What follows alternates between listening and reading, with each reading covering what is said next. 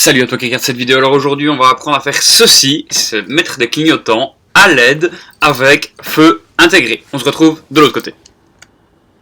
Commençons par le commencement. J'ai acheté ces clignotants sur Banggood. C'est des clignotants 3 fils, donc avec le feu incorporé.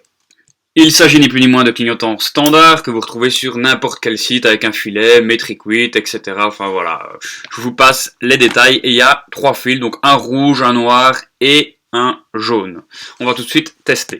Concrètement, qu'est-ce qu'on fait? On prend une batterie 12 volts, on met le noir à la masse, donc au moins, et on teste le jaune. Ici, on voit que c'est le clignotant, donc quand je le mets, il s'allume, quand je l'enlève, il s'éteint, le principe d'un clignotant. Et après, je vais tester le fil rouge. On verra que le fil rouge, c'est le feu, donc c'est archi con. Si vous ne savez pas comment fonctionne un clignotant, vous le testez sur une batterie 12 volts. Ensuite, qu'est-ce qu'on fait? On se dirige à l'arrière de ma moto, on va fixer le clignotant juste ici dans le trou et on va venir le serrer et passer le câble dans ce petit tunnel là que vous voyez là et on va le faire ressortir à gauche.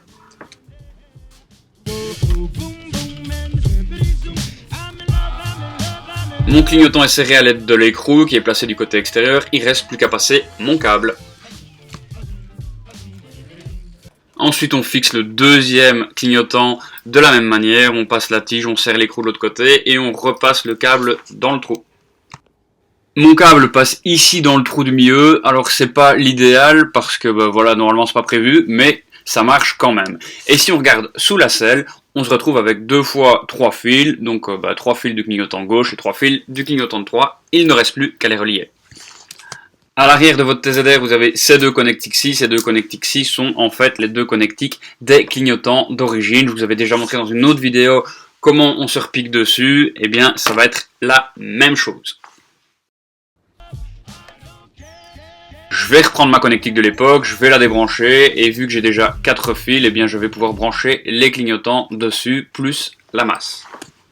Première étape, on commence par couper les 2 anciennes cosses pour mettre des cosses à sertir comme je vous ai déjà présenté dans d'autres vidéos.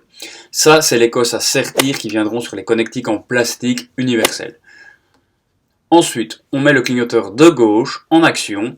On vient toucher avec le fil du clignotant jusqu'à trouver la source de plus après interrupteur.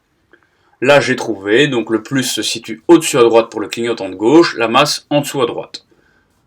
Voilà, on fait pareil pour le clignotant de droite, donc c'est-à-dire que j'active d'abord l'interrupteur ici à droite, la masse c'est en bas à gauche cette fois-ci, et le plus au-dessus à gauche puisqu'il ne me reste plus qu'un fil. Donc là, dans un premier temps, je relie maintenant ma connectique en plastique, très simple, à l'aide d'un clips comme je vous ai déjà présenté dans plein de vidéos. Et donc on n'a plus qu'à ensuite brancher les 2 connectiques ensemble, voilà, clac. Et maintenant, le clignotant de droite fonctionne, le clignotant de gauche fonctionne. Alors ça, c'était pour la partie la plus facile des clignotants. Maintenant, ce sont des clignotants avec feu incorporé, donc je dois relier mon fil rouge sur mon feu arrière.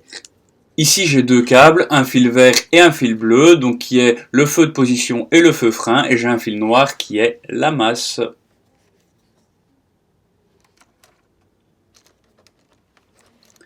Je prends donc mes 2 fils rouges de chaque clignotant, je peux les mettre ensemble puisque de toute façon ceux-ci seront mis l'un sur l'autre, je peux les torsader et je viens ensuite toucheter juste pour repérer en fait quel câble est le feu de position et quel câble est le feu de frein.